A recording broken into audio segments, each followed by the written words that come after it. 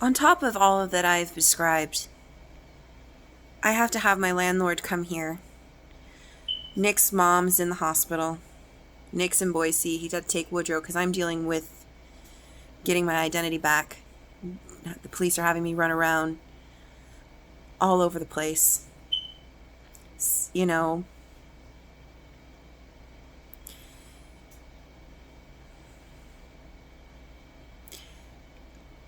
how many videos have you guys ever seen where an actual police officer, detective, hangs up in the middle of a phone conversation in regards to a strangulation?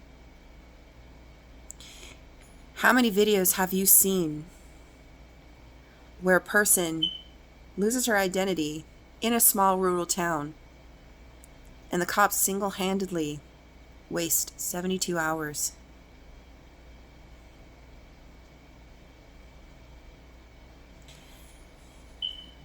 How many places have you ever seen so much Murphy's Law? How many code reds? The thing is about the state of Oregon, an analogy I once was told by a trainer from Salem. He was a Russian foreign exchange student. Well, he went to Russia for an exchange program. He described the state of Oregon as being like a charging bull elephant. It takes a lot to make it turn. And apparently,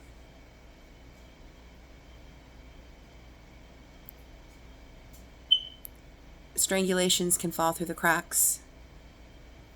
Identity theft 4 years in a row.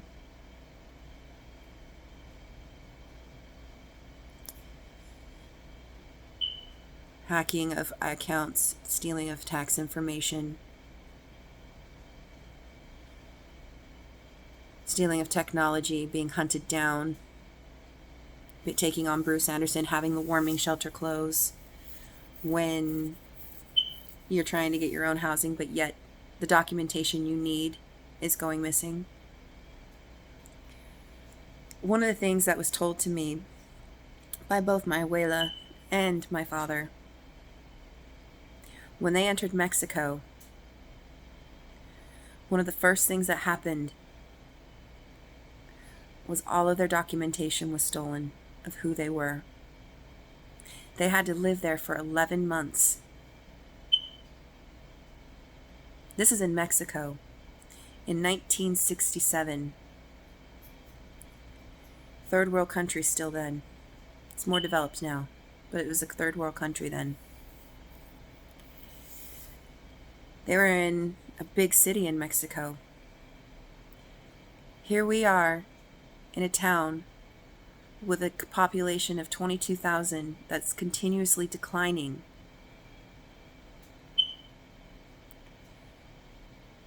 And I've lived here for 33 years, worked for the Department of Human Services until they illegally let me go. Didn't give me my employee files. I've reported so much to them. And now here I am breaking down the system from the other side of the desk and from this side of the desk. I used to be, like I said in another broadcast, I used to be paid for this stuff. And now here I am giving it away for free because I can't even get a detective to speak to me on the phone without being hung up on. I cannot get the child welfare case investigator, Graffunder, to come to my house and speak to me. Because then that puts the power back in my court to where I can video our conversations.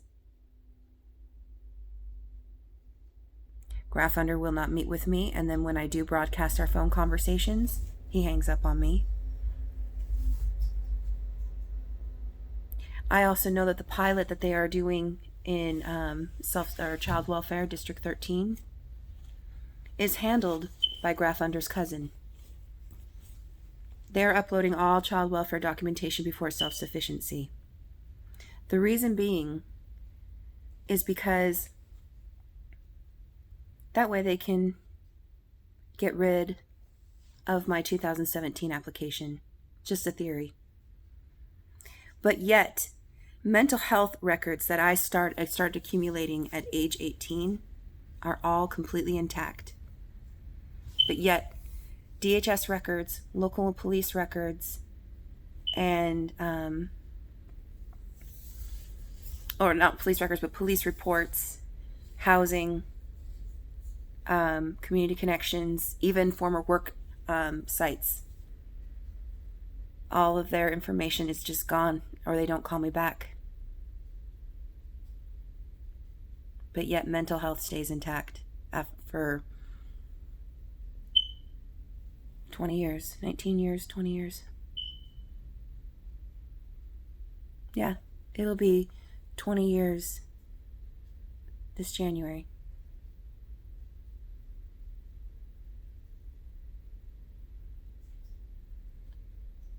And I have to deal with it because they have my children. They took my kids and gave them to their fathers. They will not give me legal rights to a lawyer. No lawyer will call me back. In 2017, I spoke with legal aid when I still had custody of my boys. Judge Philip Mendigiran said, no, you are not married. You are not eligible for legal aid. And now they took away my kids. They've taken away my and I have to deal with it. I wish I had better news for you guys. I really do. But how many times can you guys just sit back and watch and do nothing?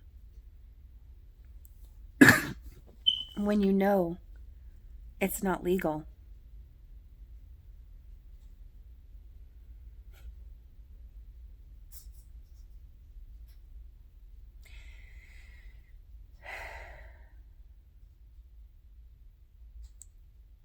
This is like psychological warfare in the worst way. It feels like Human Centipede, for one, where people just keep taking while the one who is coming up with the food for thought is starving,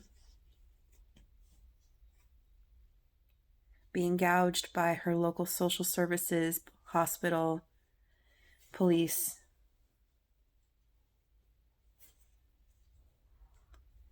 Being abused, medical records going missing, or not going missing but having errors in them that I have to pay for. I mean, they made it to where my son Woodrow got the meningococcal shot at the age of 1. That would have harmed him. I mean, you get those when you're first born, and then you get them again when you're a teenager. That would have been overdosing him. My teenager got that. If you look at the dates. Because that's one of the first vaccinations they get when a baby is born. While they're still in the hospital.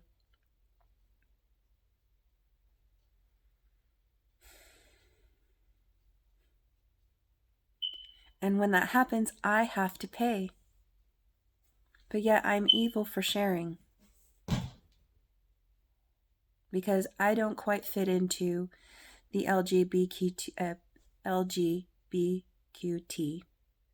I don't fit in quite with Latino because I was cut off from my Latino family. I don't quite fit African American, but yet I was friends and friendly to the African Americans in my class. I'm not considered white because I'm not white enough. I'm not considered an islander because they don't recognize the island that that my family is from. I'm not considered Native American because the Native American tribe that I could associate with is all the way across the country.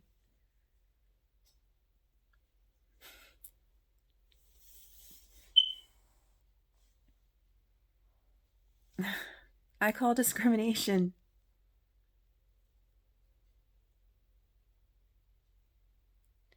And the thing is that I'm all of those things.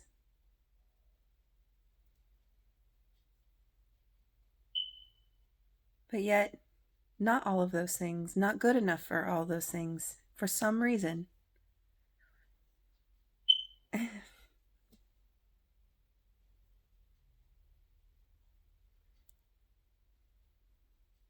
But yet, here I am, still breaking out down solutions to fix this problem.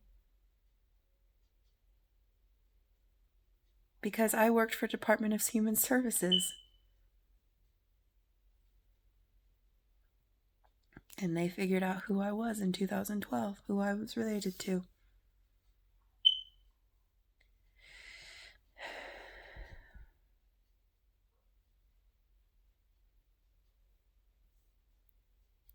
Like I said, they've done this before.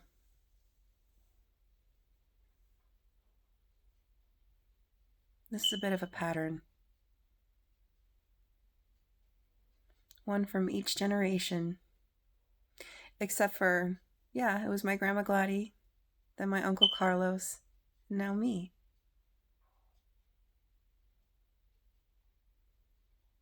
And I'm tired of this cycle. How much more do I have to do?